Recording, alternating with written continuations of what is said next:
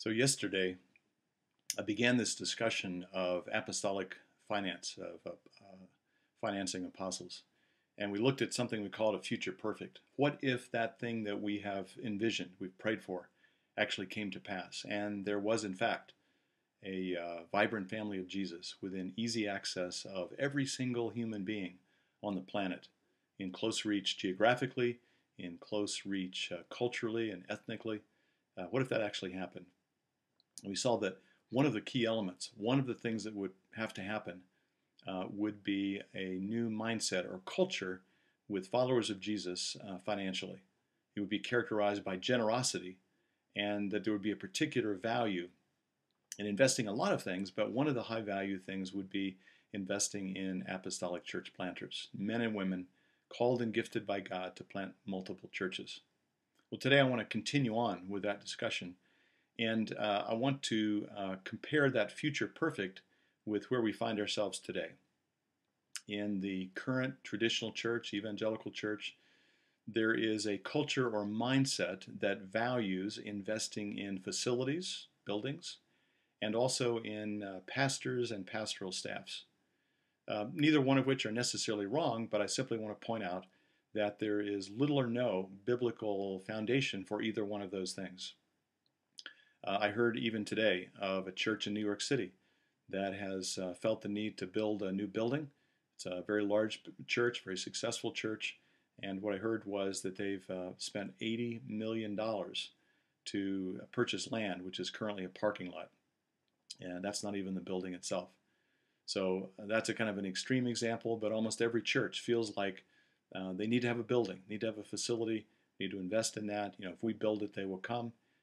There needs to be a pastor. There needs to be a pastoral team if it's a larger church to to develop and implement programs. But in the New Testament church, there is no mention, no value of those two things. Instead, there is a high value for financing or supporting these church planters. We see this in Luke 10, a key passage on church planting in the New Testament. Verse 7, Jesus, who's sending out these 42 two-man teams throughout the whole region, and he explains how they're going to be provided for. And the principle, he says, is that the laborer is worthy of his hire. Now, certainly that's true in any field of endeavor. Doesn't matter what you do. If you're a lawyer or you're a baker or whatever the case might be, the laborer is worthy of his hire. And Jesus is saying that is true also for these church planters.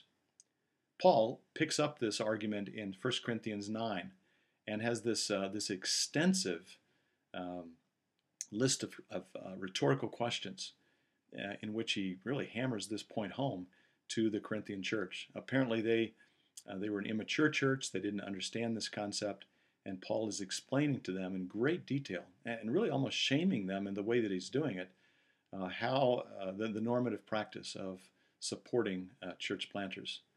For instance, one of the questions that he asks is in verse 11. So this is the 9:11 question, 1 Corinthians 9:11. He says, isn't it appropriate that if I've invested in you spiritually, that you invest in me financially? And the implied answer there, the kids would kind of say like this, well, duh. The implied answer is, of course it is. Of course that's appropriate. So the question is, how have we strayed so far from the normative practice of the New Testament, and how do we return there? That's the question that I'd like you to be thinking about today. How do we return to what Scripture talks about in terms of generosity in general, and in particular, how do we return to the value of helping to finance, to therefore release an army of church planters, of qualified men and women who have been called and gifted to plant multiple churches? How do we release them into the harvest? How do we create a new kind of culture to do that? So click down below on comments. Give us your thoughts on how this might be done. We'll talk more about this tomorrow. Thanks.